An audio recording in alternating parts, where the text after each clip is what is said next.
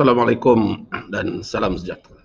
Tuan-tuan, saya meneliti perbahasan ucapan pembentangan belanjawan 2023 yang dibahaskan oleh ahli-ahli parlimen daripada Perikatan Nasional PAS dan Bersatu. Apa yang saya dapat lihat, mereka hanyalah menyindir, mengkritik dan menghentam tanpa sebarang ataupun tanpa justifikasi ataupun cadangan balas yang ingin mereka kemukakan.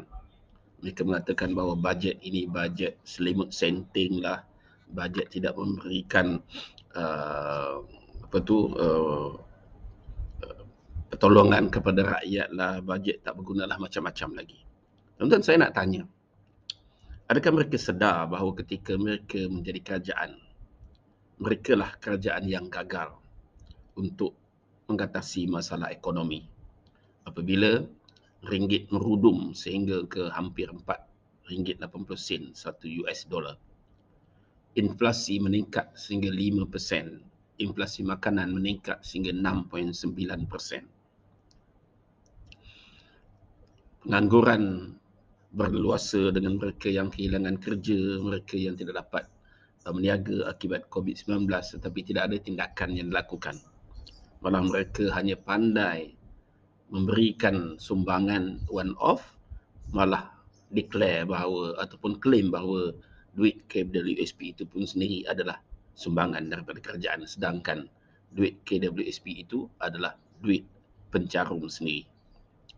Kita juga melihat bagaimana tidak ada inisiatif pun yang dilakukan oleh Kerajaan Perikatan Nasional untuk mengatasi masalah kenaikan harga barang, untuk mengatasi masalah kos sara hidup yang semakin meningkat. Tetapi sekarang mereka ingin menunjuk ataupun ingin berlagak pandai dengan mengkritik kerajaan kononnya. Kerajaan yang ada ini tidak langsung menjalankan apa-apa inisiatif atau program walaupun sudah hampir ataupun sudah lebih 3 bulan.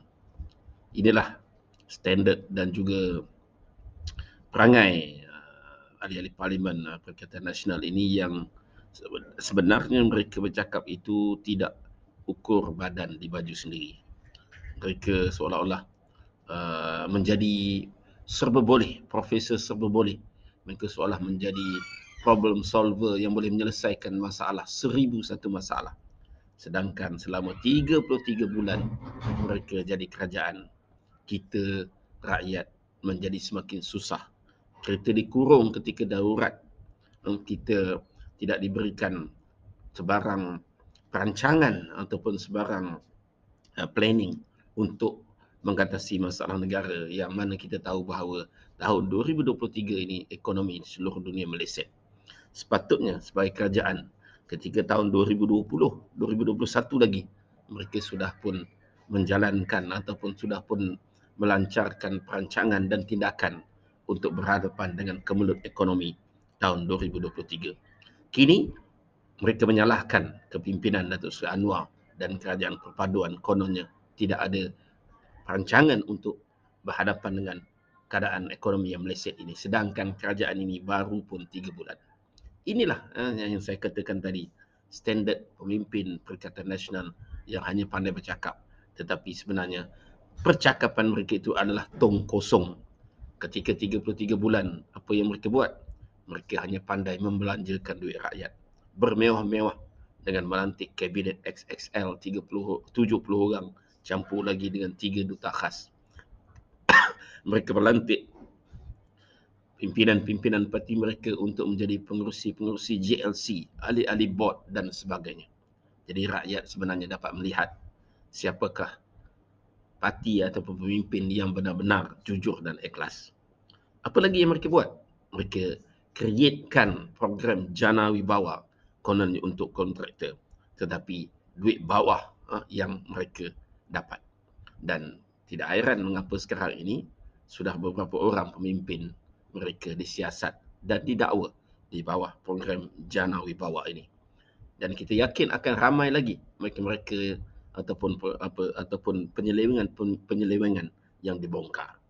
Bagaimana kita lihat ketika mereka memerintah, mereka createkan program-program atau projek-projek runding terus yang kita tahu projek runding terus ini akan memberikan keuntungan sehingga 50% kepada kontraktor, dan kita tahu dalam 50% itu akan ada orang yang dapat laba dan akan ada orang yang sakau. Sedangkan projek secara tender terbuka, keuntungan hanyalah 20 sehingga 25% dan kita dapat selamatkan duit rakyat. Inilah yang dilakukan oleh Anwar Ibrahim, Datuk Seri Anwar, apabila beliau membatalkan projek-projek running terus ini, di mana beliau maklumkan sudah ataupun kira-kira 2 bilion duit rakyat dapat dijimatkan apabila beliau membatalkan projek-projek runding terus ini dan ditenderkan semula secara terbuka.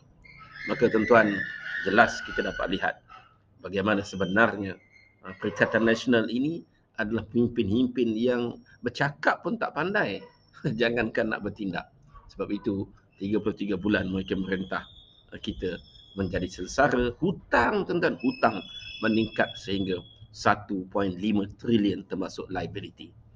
Jika sekiranya ditakdirkan mereka ini menang lagi pilihan raya PRU 15 itu hari, saya yakin negara akan lebih teruk, negara akan lebih merana dan rakyat akan berada dalam keadaan sengsara.